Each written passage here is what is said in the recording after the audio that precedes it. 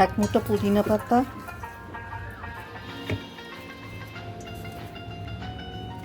পেঁয়াজ পাতা ছিল না তাই পেঁয়াজ কলি, জিরে, গোটা জিরে, গোটা গোলমরিচ, গোটা ধনে, বিট নুন, সেই নুন একটুখানি।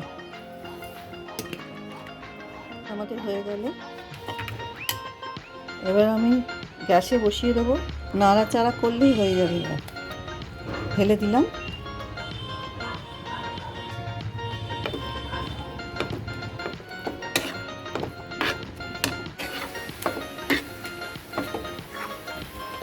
আমি হাই হিটেই বসিয়েছি, মাঝে মাঝে নর্মাল করে দিই। এই যে আমার হয়ে এলো।